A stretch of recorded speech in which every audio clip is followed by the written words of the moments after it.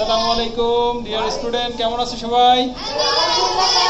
আজকে শিল্প সংস্কৃতির আমরা নতুন একটা গানের প্র্যাকটিস করব, ঠিক আছে? সবাই রেডি তো?